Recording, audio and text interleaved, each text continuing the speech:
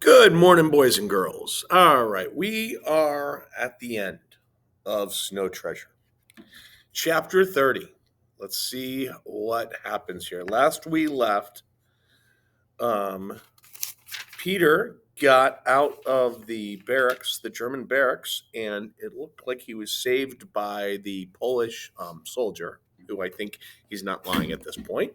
And they went into the water, and then they went into the lifeboat, and that's the last he remembers. So let's find out if he got eaten by a shark or what might have happened. All right, let's see. Peter was dry and warm in Uncle Victor's cabin. The coast of Norway was somewhere out in the blackness.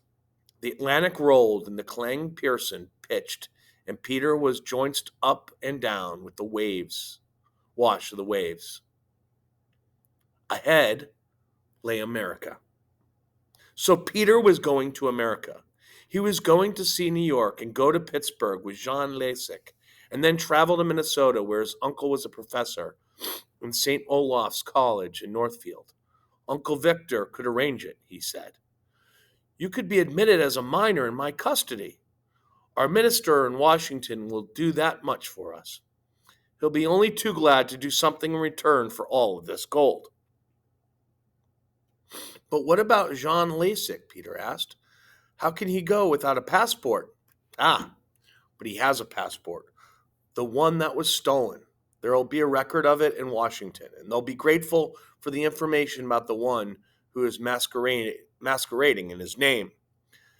They won't be long finding him. Peter was overjoyed with the good news for Jean.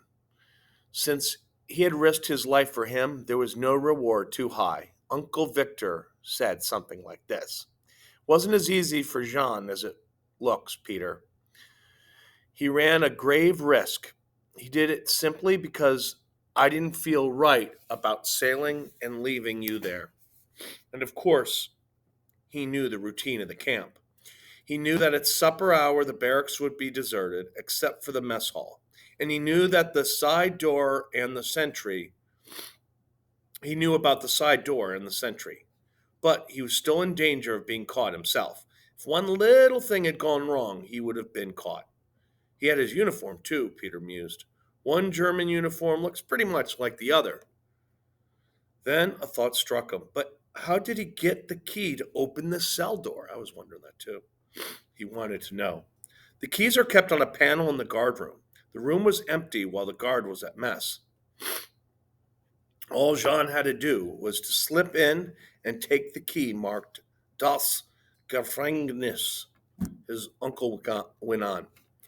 All that part was easy. The only hard part was getting him to the barracks without his being seen on the way there, for he was being looked for everywhere. So we didn't dare have him go by foot from the snake to the beach and the barracks. It was Rolls who solved it for us, his uncle went on. He suggested that since the roads were being watched, we make a landing by water. The Clang was pretty fast covered by camouflage, so she could be moved to the mouth of the snake where it meets the big fjord. We were lucky it was a bad night. The rain and mist shortens the day. When it got dark, Rolls and Hans Torp and Sten lowered the lifeboat and rowed him right up to the fishing pier. But they couldn't wait for him because it was too dangerous. They had to get back to the cover of the Clang. That's when that's why you had to swim so far.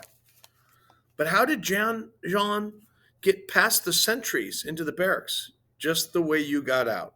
He waited for one to come up, turn, and start back. The minute his back was turned, he stepped inside the door. It isn't bolted till taps, and Jean knew that.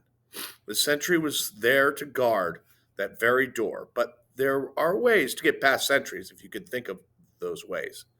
Wasn't Jean afraid he'd get caught when he got inside the barracks? Of course, terribly, but he had to risk it. He did that for me? For you, and because I said I'd take him to America if he got you out. We heard the soldiers marching in the hallway. Were they coming to get me? Whether they were or not, you and Jean would have been in a pretty tight place if you'd run into them. Peter fell back into the bunk. So I'm to go to America. But what about Mother and Lavisa and Bunny? Peter, I know you think it high handed of me to be taking you this long distance without so much as asking if you wanted to go, but there was nothing else to do with you.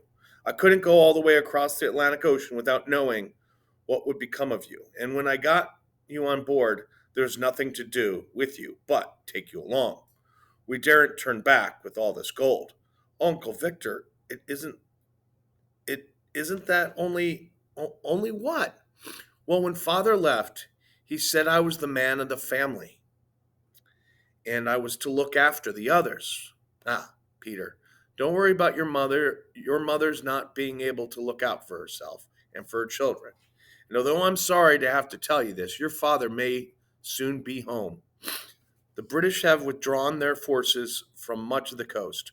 Our army is putting up a magnificent defense, but it's only a question of time until it can no longer hold out. Then the order will come to cease firing.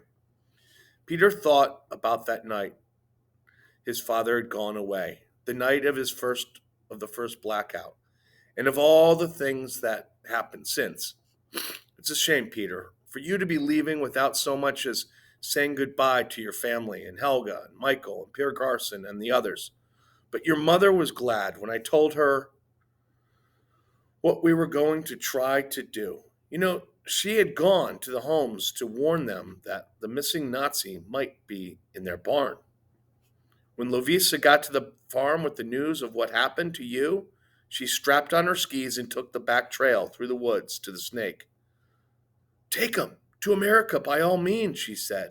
I want him to grow up in a country where people are free. She asked to have you promise that you always remember you come of liberty loving people who think freedom is greater heritage than even gold. There was a clatter of steps in the companionway. Rolls came into the cabin. Submarine off starboard, he said. Uncle Victor jumped to his feet in alarm. Then he saw the sheepish grin of Roll's face.